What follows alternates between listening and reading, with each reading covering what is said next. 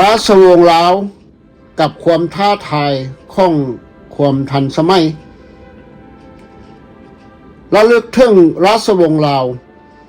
ประวัติศาสตร์นี้เกิดขึ้นมาด้วยโดยกงจากนักการเมืองของพิธีกรรมและความทรงจำในปี 1976 ซึ่งศึกษาว่าความทรงจำในอดีต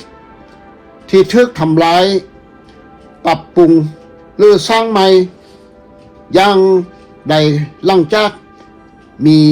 การปฏิวัติคอมมิวนิสต์ในลาวของปี 1975 โดยเฉพาะความทรงจำที่ชัดเจนหรือโดยปริยายของลาวคาภาคล่วงในทางกงและทางอ้อมเลอกงกันข้ามประวัติศาสตร์นี้ส่วนใหญ่แม้นการฟื้นตัวของความทรงจำข้าพเจ้ามั่นใจว่าสิ่งนี้สำคัญย้อนการตอบสนองของชาติลาวหลายคนเมื่อได้แสดงรูปบางรูปที่เต้าห่มกันอยู่ในบันทึกเก่าของพ่อตู้หนุ่มน้อยบางคนก็มีความอยากหูอยากเห็นย้อนว่าเขาเจ้าหูอย่างชัดเจนเกี่ยวกับประวัติศาสตร์ของราชวงศ์ลาวโดยเฉพาะประวัติศาสตร์สมัยใหม่ของมันผู้เฒ่าแก่มีปฏิกิริยาในทางต่างๆบางคนรู้สึกตื่นเต้นอย่างลึกซึ้งทั้งแม่นตกใจย้อนความทรงจำที่ท่วมล้นที่เข้าเจ้าได้เหตุให้เกิดขึ้น หลังจากที่ข้าพเจ้าได้แสดงให้เห็นผู้เฒ่าผู้หนึ่งในสุดรูปภาพของครอบครัวของเราในอดีตเราได้ย่างไปข้างหนึ่งของเสบียงของระเบียงบอนที่พวกเขากำลังเบิ่งรูปภาพสุด MacBook ของข้าพเจ้าที่ได้บันทึกไว้อยู่ใน MacBook Pro ของข้าพเจ้านั่งลงในตั้งเกาอีน้อยแล้วเอายาบริบูรณ์บามกาหัวเสื้อและเราได้เริ่มเอาทาในศพและตามคอของเราและว่าหัวของค่อยเป็นวินเวียนหั่นปินลาวเว้าคนอื่นๆมีแต่ความยินดีอย่างเงียบๆที่เห็นอดีตที่พวกเข้าเจ้าคิดว่ารูปภาพนี้บ่สามารถปกปิดได้กลับคืนมามีชีวิตอยู่ต่อหน้าตาของพวกเขาเพื่อจะได้เห็นอดีตที่เขาเจ้าคิดว่าบ่สามารถฟื้นฟูคืนมามีชีวิตต่อหน้าต่อตาของเขาเจ้า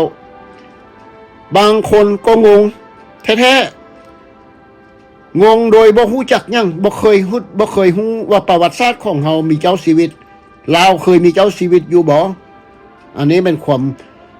คิดความคำถามจากหนุ่มน้อยที่เกิดใหม่ใหญ่หลุนภายหลัง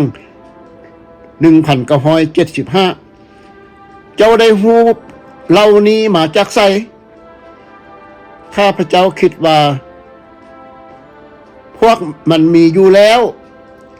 รูปเก่าแก่นี้อยู่ต่างประเทศเขาเจ้าก็ได้รักษาไว้เพื่อให้ลูกให้หลานได้ฮู้ประวัติศาสตร์ของเราเป็นมาอย่างใดบางครั้งการสนทนาเกิดขึ้นเกี่ยวกับเรื่องนี้หรือด้านของค่าภาคอื่นๆที่บางคนจื้อจ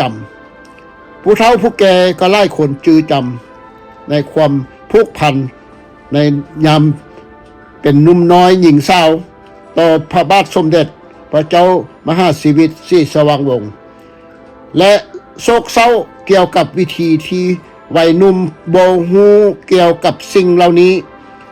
ข้าพเจ้าจำว่าเป็นศัตรูคิดว่าพระเจ้าชีวิตนั้นเป็นศัตรูของประชาชนแต่ว่าความจริงแล้ว พระเจ้ามหาชีวิตศรีสว่างวงศ์เป็นพระองค์ที่ว่าฮักเบาภัยราษฎรทุกทั่วหน้าทั่วประเทศแนวคิดที่หุนแห่งอื่นๆที่มาพร้อมกับการเพิ่มขึ้นของทุนนิยมในยุโรปและสหรัฐอเมริกา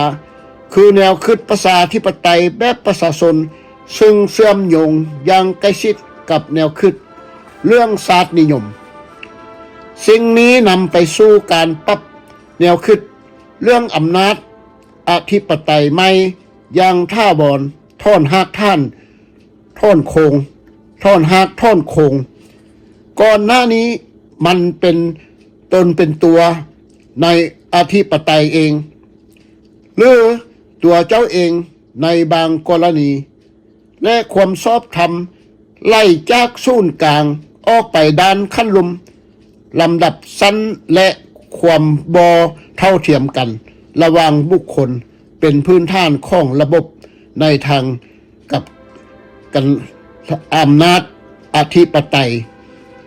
ระบอบประชาธิปไตยนั้นรวมอยู่ในพลเมืองทุกคนของประเทศชาติ